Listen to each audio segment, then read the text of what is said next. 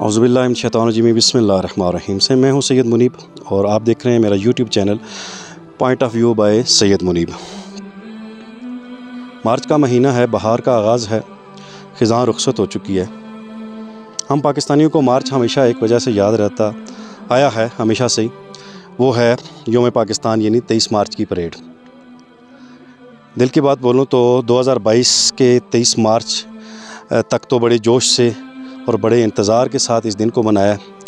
اس کے بعد جو کچھ اس ملک کے ساتھ کیا گیا، جو حالات اس ملک کے ساتھ بنائے گئے اور جو کچھ بے نقاب ہوا اور جو چہرے بے نقاب ہوئے، جو یہ نظام بے نقاب ہوا، جو یہ ادارے بے نقاب ہوئے، اس کے بعد اب کچھ دلچسپی ختم سی ہو گئی ہے۔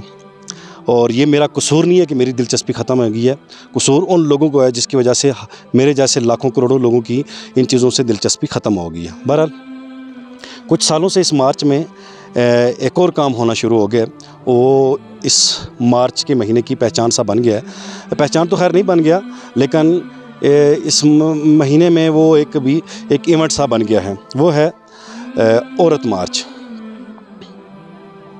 اس عورت مارچ کو پروموٹ کرنے میں جہاں بہت ساری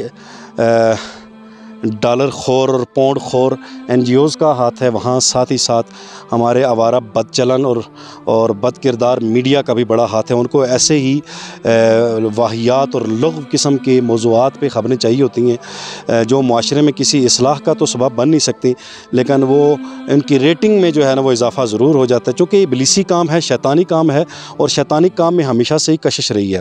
اس کی چھوٹی سی ایک مثال دوں، پھر میں اپنے اصل موضوع کی طرف آتا ہوں کہ ہمارے مزاجوں کو، ہماری قوم کے مزاجوں کو، اجتماعی مزاج کو اس میڈیا نے اتنا گندا، آلودہ اور غلیظ کر دیا ہے کہ مثلا ہمارے کسی ٹی وی چینل پہ قرآن کی تلاوت لگی ہے، نعت لگی ہے، یا کوئی عالم دین یا کوئی پروفیسر یا کوئی مفسر قرآن کی تفسیر بیان کر رہا ہے، یا کوئی تلاوت کر رہا ہے، یا کوئی دین کی بات کر رہا ہے، تو ہمارے چینل چینج ہو جاتے ہیں۔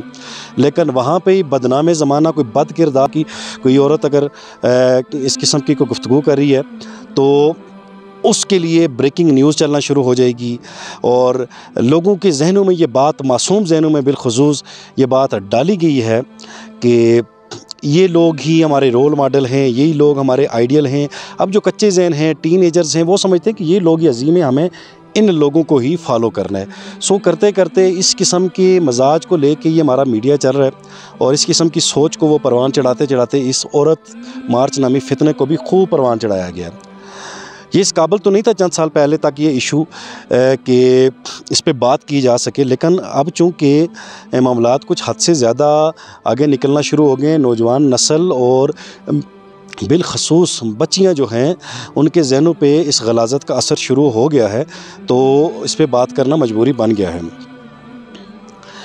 پرانے زمانے کا انسان، یعنی اگر میں اس کو انسانوں کا ایک دنیاوی نظریے کے طور پہ بات کر لوں، اسلام کی روح سے بات نہ بھی کروں، تو دنیاوی نظریات کے حوالے سے اگر میں بات کروں تو جو آج سے چند ہزار سال پہلے جو بنی نوع انسان تھا، جو غاروں میں رہ رہا تھا، جو پہاڑوں میں رہ رہا تھا، جو قبائل کی شکل میں رہ رہا تھا، اور جس کی ایک تھوڑی سی مثال جنوبی امریکہ کے ایمازون کے جنگلوں میں رہنے والے قبائلی ہیں، یا افریقی قبائلی ہیں، تو یہ قبائلی جو آج بھی موجود ہیں، یا پرانے زمانے کا جو قبائلی انسان تھا وہ بے لباس تھا، یا نہ ہونے کے برابر لباس تھا۔ مرد و زن دونوں بے لباس تھے، تو یا واجبی سے لباس کے ساتھ وہ اپنا گزر بسر کر رہے تھے۔ پھر آہستہ آہستہ جب شعور کی روشنی طلوع ہوئی اور تہذیب و تمدن نے ان کے دماغ کے دریچوں پہ دستک دی، تو اس انسان کو احساس ہوا کہ مجھے لباس پہننا چاہیے۔ لباس کے ارتقائی عمل سے گزرتے گزرتے آج ہم اس دور میں پہنچے۔ مختلف علاقوں اور مختلف ممالک اور مختلف تہذیبوں کے مختلف لباس ہیں کسی بھی شکل میں، لیکن بہرحال انسان ایک ملبوس شکل میں سامنے آ گیا، اور اس میں وہ باشعور اور تہذیب یافتہ مہذب انسان دکھنے لگا۔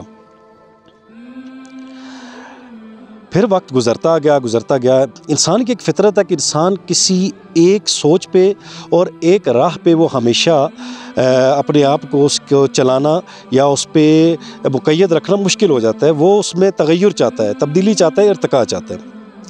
اب اگر وہ ارتقاء بشری تقاضوں اور تہذیب یافتہ ہونے کے تقاضوں کے ساتھ مماثلت رکھے تو پھر تو ٹھیک ہے، لیکن اگر وہ ابلیسی راستے کا یا شیطانی راستے کا انتخاب کرے تو وہ ارتقاء ہرگز درست نہیں ہے. اس کی مذمت اور اس کے لیے رکاوٹ بننا پھر ضروری ہو جاتا ہے صاحبان اختیار کے لیے.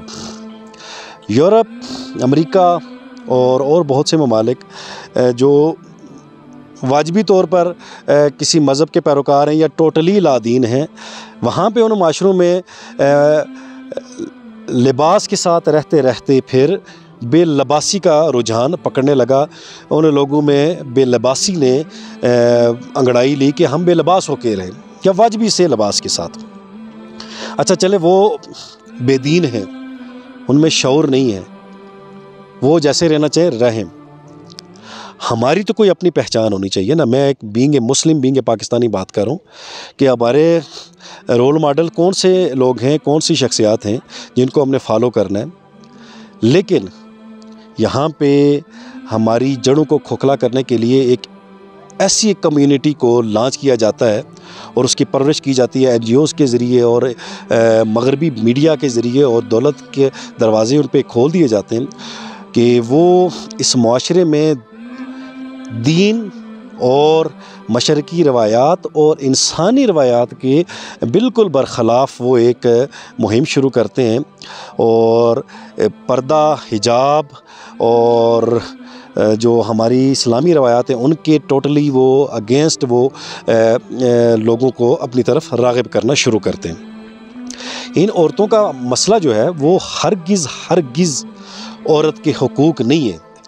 یہ ساری بد چلن، بد کردار، اور اکثریت ان کی ایسی عورتوں کی ہے جن کے گھر یا آباد نہیں ہوئے ان کے گندی سوچ، غلیظ سوچ کی وجہ سے، یا آباد ہوئے ہیں تو ان کی آوارہ سوچ کی وجہ سے وہ گھروں کو آباد نہیں رکھ سکیں. یہ طلاق یافتہ ہیں زیادہ تر عورتیں. یہ عورتوں کے حقوق پہ بات نہیں کرتی.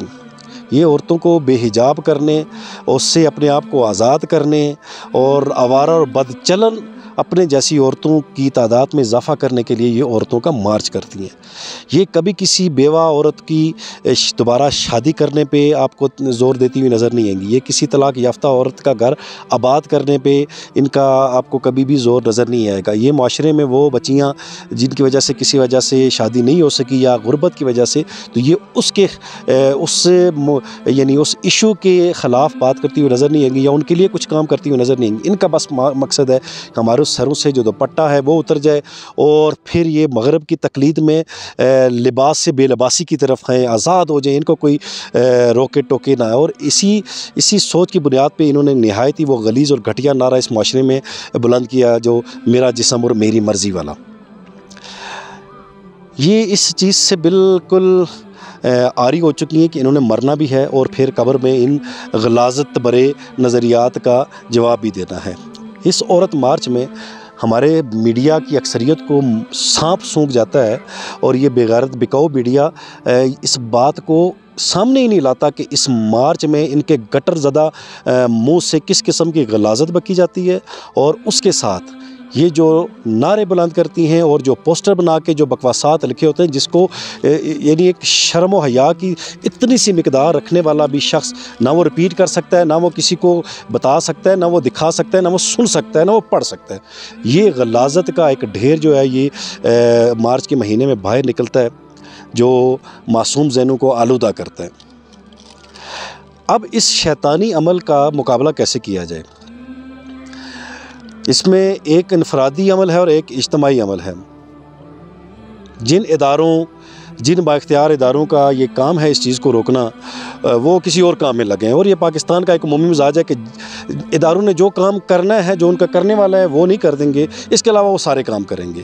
یعنی ایک اسلامی مملکت جس کو کبھی ریاست مدینہ کہا جاتا ہے، کبھی اسلام کے نام پہ تخلیق ہونے والی واحد مملکت کہا جاتا ہے، وہاں پہ سارے غیر اسلامی کام ہوتے ہیں، اور اسلام آباد میں غیر اسلامی کام سب سے زیادہ ہوتے ہیں. کوئی نہیں ان کو روکتا، کوئی ادارہ اس کے سامنے نہیں آتا ہے.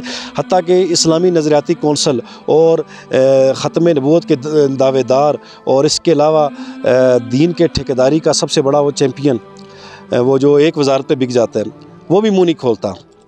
اور اس وقت 2023 میں جو وزارت مذہبی امور ہے وہ اسی شخص کے کسی ساتھی کے پاس ہی ہے، لیکن وہ منافق انسان اس پہ کوئی بات نہیں کرے گا، نہ عملی جدوجہد کرے گا۔